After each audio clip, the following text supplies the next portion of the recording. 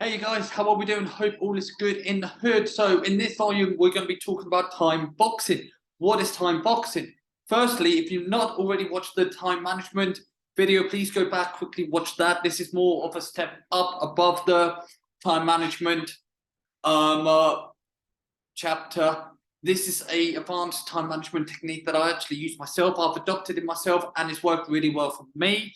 I saw a video about how Elon Musk used this. This is how I came about it. So with that being said, let's move into this. How to get more time out of the 24 hours in a day? Because let's be honest, time is so sort of hard to come by, especially when you grow up. There's always something you need to be cracking on with. Do you know what I mean? Life gets so busy. It really does. You know, to have a job, to have a family, to have a social life, to do the housework, to go to the gym, to meal prep, to find time to relax, to go out and do a food shop. There's always something to be doing, and it feels like it can all just get on top of you, and it can get too much to the point where it's sort of we end up giving up on something. In that list, there are times when we've just given up on something because we just don't have the time and the energy to focus on it. And a lot of the time, one of the first things to go, and personally I think wrongly, is our health. We give up on going to the gym. We give up looking after our mental health. We give up trying to find time to relax because we're trying to manage everything else. It comes back to that very, very famous saying, health is wealth. And we need to prioritize our health over anything else in this world.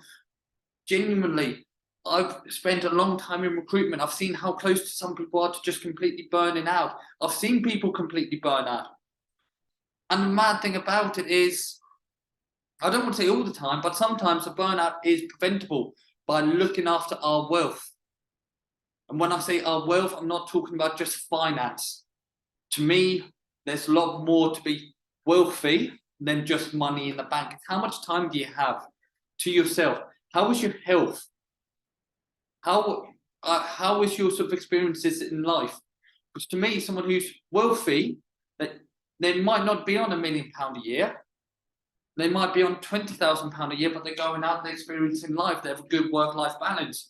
Whereas someone who's on £1 million a year, who's working 14, 15, 16-hour days, 6, 7 days a week, and missing out on life. Okay, yeah, be it financially, they might be more wealthy, but in terms of their life, they're not even close to being more wealthy than someone who's sort of living that sort of lifestyle. And it comes down to a really good analogy. It was comparing the American dream to the Australian dream. The American dream, let's go work, let's hustle, close that deal, close this deal, close that deal. What social life? We're just going to be running off cocaine and hookers kind of thing. The American dream. Whereas they were talking about the Australian dream, but it's not about that. It's not about chasing that paycheck. It's about being happy, finding that internal happiness. And that is so important. And that's the one thing I really want you guys to sort of try to develop and work on, is finding that internal happiness. It might not be going to the gym 7 days a week and having perfect abs. It might not be sort of closing big deals.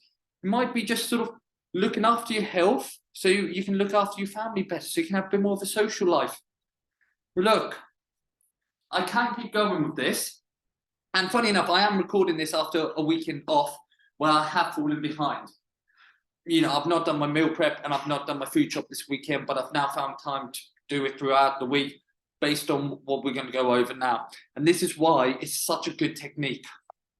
So this is roughly how it looks, okay? So you've got your top priorities, 1, 2, and 3. Then you have your brain dump. Now, personally, I do the brain dump before I do my top 3 priorities. You write out a list of everything you need to do. Everything. Your food shop, your meal prep, going to work, meetings, designing a website, doing programming for clients, everything. Everything gets written down there. You then write down the top 3 priorities. 3 things that need to happen by the end of that day for it to be deemed as a success. Then to the right, you can see sort of time. So obviously split into, I recommend doing it, I do mine within 15-minute blocks, but to the hour, half hour is a good way. I wouldn't say do it to an hour because sometimes the task can take less than an hour and you might sort of spend a bit too much time on it. I'm going to be coming into what Parkinson's law is. Again, so you probably remember Parkinson's law from the time management chapter, but this just goes over it again. So literally, I sit down every evening now and I write out basically my brain dump and then the top 3 priorities. Then once I've done that, I go across into my Google Calendar and I'll show you this here. And I write down everything that I need to do the next day.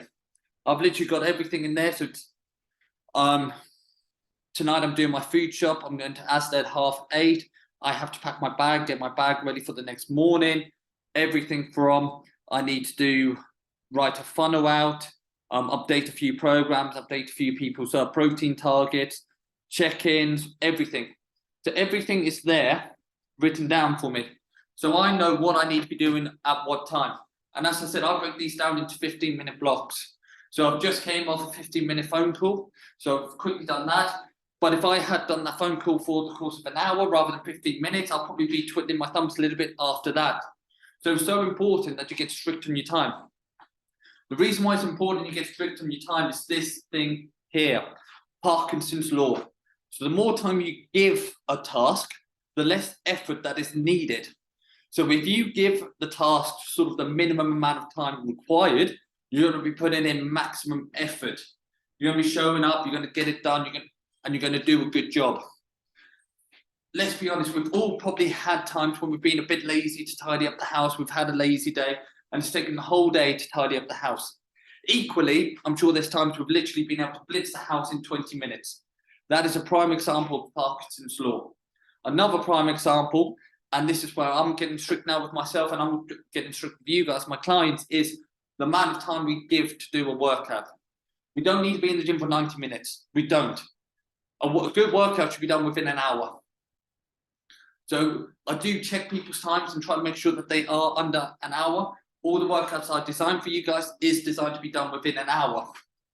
And this is where, to an extent, engine workouts are beautiful, because if you guys have done the engine workouts, you know exactly what I mean. They're short, they're intense, they're sharp.